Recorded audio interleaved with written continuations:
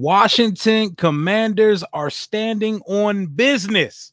Free agent frenzy and have signed the most free agents so far through 2 days. Adam Peters said he wants to build through the draft and supplement through free agency.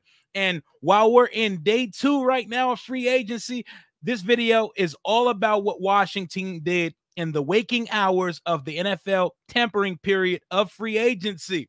A period where I'm not sure what I was expecting Washington to do, but I thought you would hear us link to a couple guys, maybe sign a player or two, but not proactively get this busy in the waking hours of the tampering period. Washington signed 7 players yesterday. 7 free agencies on day 1 of NFL free agency. And you know what the first thing that makes me think about? That long ass pause Adam Peters gave before gathering himself and giving a coach speak ass answer when he was asked about Washington's current roster as it stood. You know, him and Dan Quinn gave the politically correct answer. It's not a rebuild, yada, yada, yada. I think through about 36 hours of free agency, we can tell this 100% is a rebuild, and Adam Peters did not like that trash ass roster one bit. We haven't even been linked to any of our impending free agents yet. We have not made a priority to sign any of our impending free agents, and we are going out and we are spending money, and we're not throwing money all over the place, because I know when you hear 7 free agents signed on the first day of free agency, it may trigger you. It may give you Washington Redskins PTSD, because Dan Snyder and Vinny Cerrato used to just piss paychecks around when free agency started. There was never a plan for the specific free agents, nor did we care if these players we were signing were schematic fits for what we want to do in DC. We just threw money at people. Then there was the Ron Rivera approach. Let's just sign guys we know. It doesn't matter if they're good. It doesn't matter if they're old. Let me just sign guys I coached before and go on the bargain bin rack to bring in free agents. I don't think either of those things are happening with Washington's first 7 moves of free agency. But to summarize, let's surmise what Washington did on free agency day number 1. Defensive end, edge rusher from Dallas, Dan Quinn's guy, Dorrance Armstrong, on a 3-year, $33 million contract with a max of up to with a max of $45 million. So that's $11 million a year over 3 years, but with incentives that could boost it to $45 million. And when you see these max contract values, as a Washington fan, we want those problems. Those are advantageous problems to have. It's kind of like the, oh my God, our coaches may get poached away thing. If guys are hitting the max number of their contract, it means they're producing. If coaches are being poached from your organization, it means they're producing. It means things are working.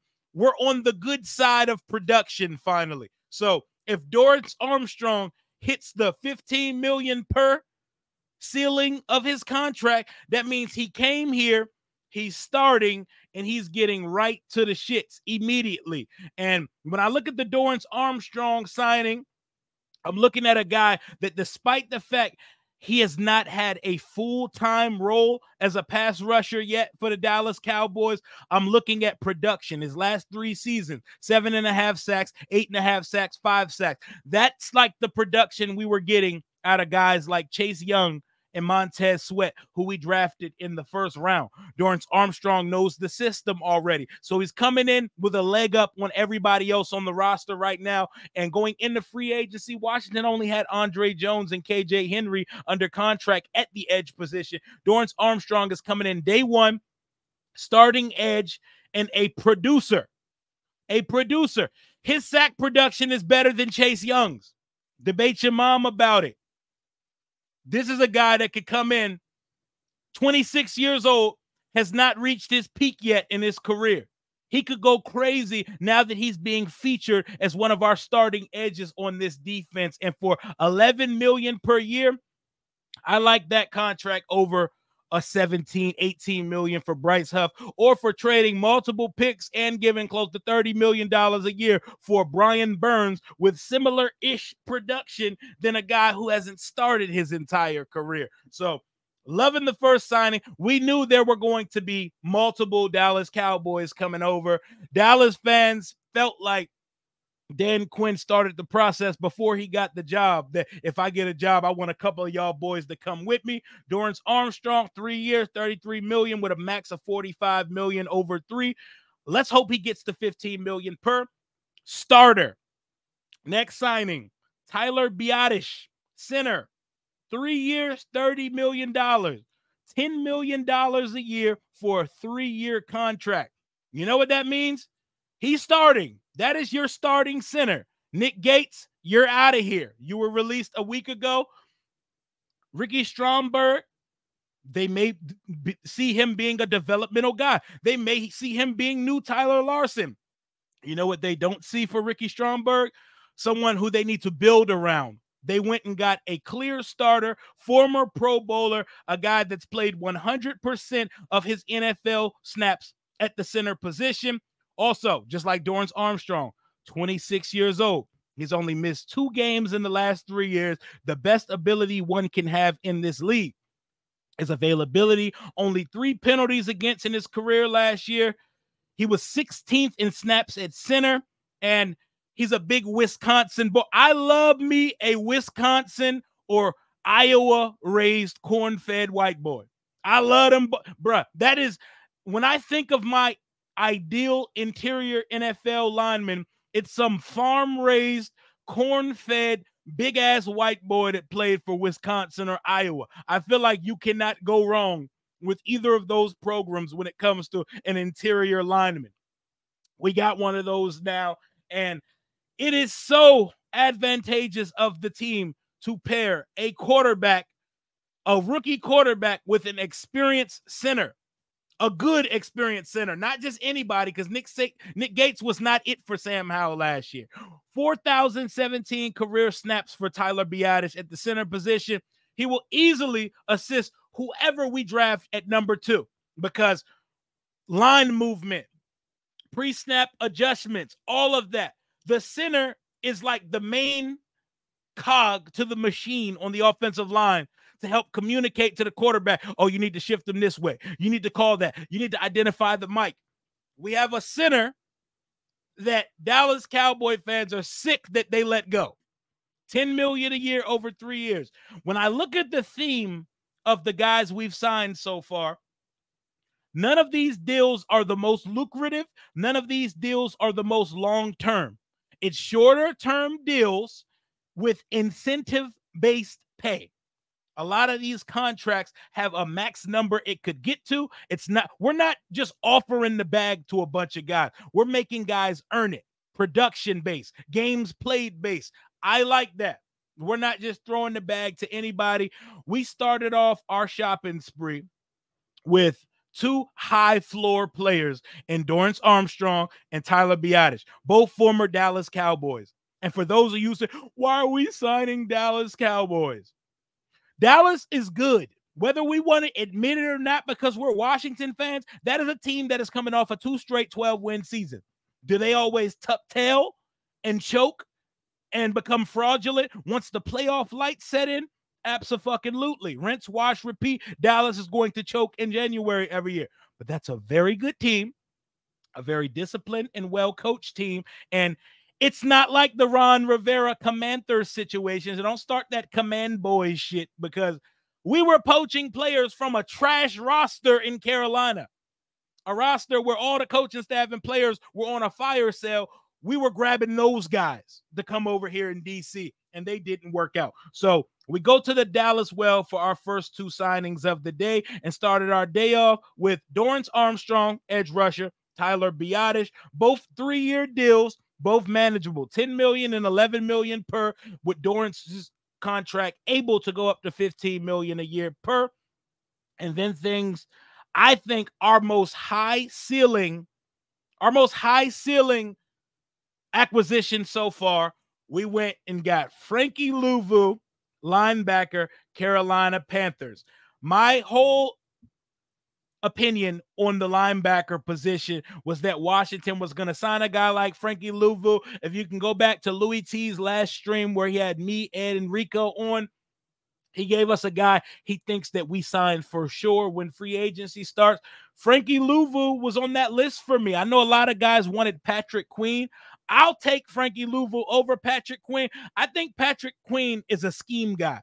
I think the scheme and the players he played around, like, they made him look better than he actually was. I don't think Patrick Queen has lived up to his first round status since he's coming into this league. Frankie Louvu, on the other hand, undrafted, got it out the fucking mud. Age 27 season upcoming. He's coming off his last 2 seasons where he's averaging around 115 tackles a season.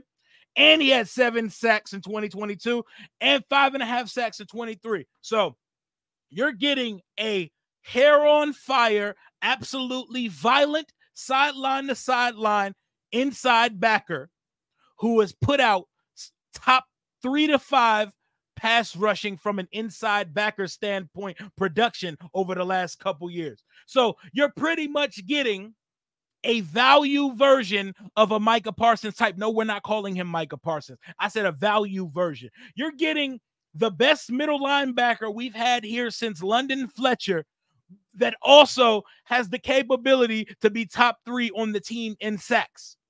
Let the congregation say amen. This is the highest ceiling. No, not highest. This is the best immediate contributor signing Washington made in day one. I am so excited to see Frankie Louvu. We have wanted a linebacker to command that room for quite some time, despite the fact that our last head coach and defensive coordinator were NFL linebackers. This is a position Washington has neglected and forgot about for quite some time. This is a 6'3", 240-pound backer that plays like a bat shot out of hell. He smacks anything that comes in his way. He'll take on a guard. He'll take on a center. He will get the hell after your quarterback. He can cover a little bit, but this is a complete middle linebacker. I think he's more of a will backer as well, so we still don't have that true Mike on the roster, but we do have a absolute fucking dog on the inside of the defense now, and I think he's going to be the most immediate impact player Washington has signed so far. Welcome to the Washington Commanders, Frankie Louvu. One thing, caveat, I need Frankie Louvu to get in a better number. I'm sorry, bro. 49 is not swaggy enough, bro. And I believe that's retired here anyway, but 49's not going to get it, my boy. We need to do better than that. I would love to see Frankie Louvu running around smacking dudes wearing number 0 or a single digit of some sort. I would love that, but we got to get him out of 49. We need to get him a good-looking, attractive jersey number. I know he is so happy to get the hell away from that dumpster fire known as Carolina. I don't know if y'all seen what Carolina been doing over there. They giving guards $100 million, $70 million guaranteed. Carolina is going through their Dan Snyder phase where you have to pay the shit owner tax. So to get someone's services in Carolina, you're going to have to pay a premium on what the going rate is for these free agents, because guys are going to have to ask for more to want to go get into that sorry ass situation that is Dave Tepper and the Carolina Panthers. I'm glad that it ain't us. Sorry for Panthers fans. That's not the life we're living here in DC anymore, and I cannot be more excited about it. So we started our day. Defense, offense, defense. We went edge. We went center. We went inside backer. You notice the trend so far? Positions of need, day one starters. Louvu, that is your starting inside linebacker. Biotish, that is your starting center. Dorrance Armstrong, you are one of our starting edges to start the day. And this is when things got super interesting for me on the free agent front.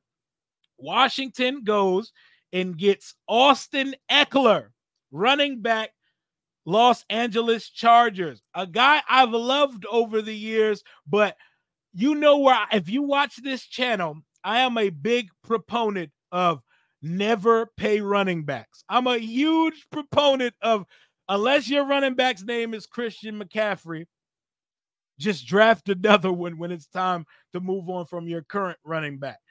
But I understand the vision. This is 100,000% an Anthony Lynn influence decision. While Antonio Gibson's on his way out the door, he just got a 1-year deal, or no, a 3-year deal up in New England, I believe, making $8 million a year. Shout out to AG. Good for Gibby. I think we needed to move on. I didn't really think we need to bring back too much of anybody that's an impending free agent on the roster. So Washington had a clear need to give Brian Robinson a true running mate in the backfield. And I thought that we could go get a vet and we could go get a rookie, because I don't think Chris Rodriguez is going to be a part of the long-term future in the running back room. He's like slower Brian Robinson, less shifty or slower Brian Robinson. But my main need for this offense in the backfield was a home run hitting, third down utility type scat back. Someone on the roster needs to have the ability to take some shit to the crib. That is not what we're getting in Austin Eckler, but we're getting one of the most productive running backs of the last 6 years in the NFL, going into his age 28 season. He had a little bit of an injury that hampered him for a lot of the season last year, was able to finish with 630 yards and 5 touchdowns, over 300 yards receiving. This is a guy that's once caught 100 catches in a season before. This is the ultimate scat back third down utility guy. Does he have a lot of juice and a lot of speed? Absolutely not. That's not his game, but he has more than enough left in the tank to be still one of the quality third down and utility backs in the league. Those of you who play fantasy football, you're going to want to draft Austin Eckler, because we're going to have a rookie quarterback. There's going to be a lot of horizontal and throwing to tight ends and running backs that happen in this offense this year. Eckler's going to get a lot of work. I think the major thing why production started to dip for Eckler was that he had no running mate for real in LA. He was getting the majority of the load over there, and they were asking him to wear too many hats. He had to be the number one pass catcher, had to be the number one running back. They ran the tread off the boy a little bit, and he was starting to get banged up. He's not the biggest guy. He's a 5'8", 200-pound running back. By the time you get to the mid to end season, he's under 200 pounds. So he's not the biggest running back in the world. So you can't just give him the biggest workload all the time and expect him to be the most durable running back. I like what he brings to it. Would I have signed a running back? No. But for what we signed him for, I'm cool with it. This is basically a 1-year, $5 million contract. Like, we are not giving a bunch of guaranteed money to Austin Eckler. We're not just writing blank checks to guys. You know, Dan Snyder would have gave Austin Eckler the Josh Jacobs deal he just got with Green Bay. They would have gave him the Saquon Barkley deal he just got with Philadelphia, which gives me nightmares, by the way. Saquon in Philly, that's nasty work. I hate that. But Austin Eckler looks like he's ready to go. I just seen a tweet he put out recently where he said, new city, same mindset. I took the stairs to get here. I wouldn't have had it any other way. Looking forward to year 8. I hope my story can be proof that you could push yourself behind what you thought was capable. Keep stacking bricks. You might just surprise yourself with how much you can do. Everybody, let's welcome Austin Eckler to the Washington Commanders. And that's probably going to be the most exciting the most exciting acquisition we made so far. That's the one that can sell some jerseys. That's the one that you can directly get excited about, because now we have a pairing of B-Rob and Eckler, two known commodities. Austin Eckler is one of the best touchdown production backs that we have in this league. You go look at what he's accumulated over the years from a touchdown standpoint.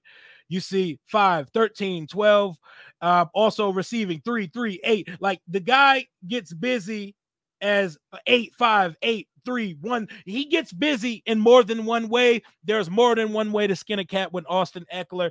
He gives us pass rush. He gives us an upgrade, a clear upgrade at Antonio Gibson's position. I know a lot of Washington fans they look at Antonio Gibson and they see prime Austin Eckler, but it hasn't been the case. And we have not seen Antonio Gibson look like he could be that dynamic since the 2020 pandemic season. So we go defense with edge, we go center, we go linebacker, and we go running back.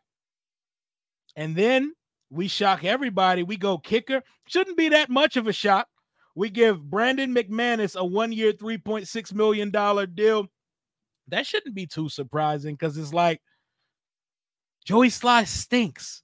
Joey Sly is a buff, good-for-nothing kicker. When you expect him to miss, when you expect him to make shit, he misses it. When you expect him to miss it, you make him. His reliability has been very 50-50, and we're not giving him the excuse just because he had an awful long snapper. Sly just has not been it. He's been far too inconsistent, and a football game that takes 60 minutes to completion, you should not have to worry about your specialist. The most least athletic person of the team should not be affecting the results of the game. And Joey Sly has not positively or consistently resulted in positive results. He just hasn't. Love the fact that he's local. Don't care about him being local. It was time to move on. Brandon McManus has enough leg. He's accurate. I don't need to go too far into this. We got a new kicker in here. Best of luck in your endeavors elsewhere. And then we go beef up the offensive line again with Nick Allegretti. 3 years, $16 million. 3 years, $16 million. So that's a little bit over $5 million a year for Nick Allegretti, the guard for the Kansas City Chiefs. Hasn't started too much in his career. Also not old in that age 27, age 28 season. Hasn't started too much. I watched an interview he did on NFL or Good Morning Football on NFL Network where the Chiefs would love to keep him, but he's looking to go spread his wings and get a starting job elsewhere. When you see 3 years, $16 million, it looks like he's getting an opportunity to start here in DC. So Washington has went out and got a starter at center, a starter at left guard, a starter at tight end, a co-starter at running back, a starter at middle linebacker, and a starter at edge to open up free agency. And the starter at tight end was Zach Ertz that came last week, but we're including that with these acquisitions here. We got busy on day one of free agency. I don't see any long-term deals. I don't see any monstrous, sizable contracts. I see calculated aggression. And I see a GM and a coach that looked at our roster and said, this shit ain't it. This ain't it, and it requires turnaround. Rebuild, recalibrate, retool. We ain't had a discussion with one of our impending free agents yet. And I'm here for it because as much as you grow attached to guys, as much as you like what we've had here in the building, what has the guys in the building accomplished? The last ranked defense in the league, one of the league's worst offenses. Everybody's job should be on the line in that situation. So we opened up free agency just to summarize one more time. Linebacker Frankie Louvu, 3-year deal. Austin Eckler, 2-year deal. Edge, Dorrance Armstrong, 3-year deal. Center, Tyler Biadasz, 3-year deal. Nick Allegretti, 3-year deal. Kicker, Brandon McManus, 1-year deal. And last week we signed Zach Ertz. We're going into day 2 of free agency with a lot of things scratched off our grocery list for the offseason. And we're going to see just how much Adam Peters and company feel like we need to change going forward. Just how much do they see value in the guys that were on that roster the last couple years? Because we haven't heard of any conversations about any of our guys coming back here yet. That speaks volumes, and it speaks sweet symphonies to my ears because I want new everything. And I've been telling my pops for quite some time that roster is going to look drastically different when we get to September. I'm here for it. Day one of free agency in the books for the Commanders. I've been working my ass off, so I wasn't able to react to shit in real time yesterday. But your boy's back into the swing of things. Content coming. About to work on my day two recap in a couple hours, trying to see if we make any more signings or anything before then. Let me know how y'all would grade what Washington has done so far. I see a B plus, A minus to how we've handled it so far. We're not going to make the splashiest we're not making the splashiest signings. We're also not making a bunch of bargain bin bullshit signings. I like what we see. I like what we've done so far. Chef Peters, keep cooking it up in that Commander kitchen, and let's get after it going forward. Hail to the Washington Commanders. Let me know what you think of our signings so far. Let's move on to day two.